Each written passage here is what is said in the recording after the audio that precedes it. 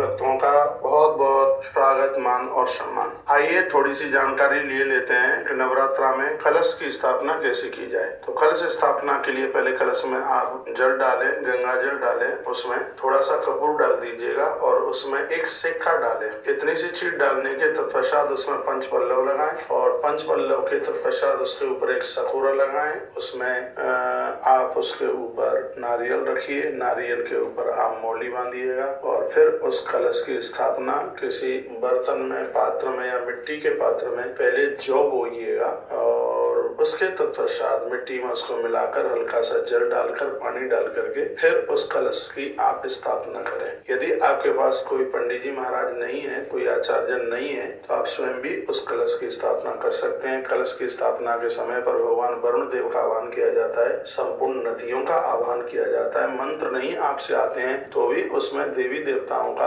आह्वान हो जाता है। याद रखिएगा, माता दुर्गा है वो कुछ चीजों से ज्यादा प्रसन्न होती है, जिसमें एक कलश है, एक दुर्गा सप्तशती का पाठ है और उसी में कन्या भोजन है और अखंड दीपक है। तो आप ये काम आप करें, अखंड ज्योत भी जलाएं, कलश भी स्थापित करें। आप बेटी का रोज भी पूजन कर सकते हैं, नहीं तो लास्ट वाले समय पर भी आप पूजन कर सकते हैं। तो इस तरीके से यदि आप कलश की स्थापना करते हैं और इस अनुष्ठान को इस ढंग से आप आरंभ करते हैं तो अपने आप में इसकी बात ही कुछ बिलग होगी, अलग होगी। तो मैंने 4 चीजें आपको बताई, उसमें अखंड ज्योत और है, ये आप जरूर कीजिएगा।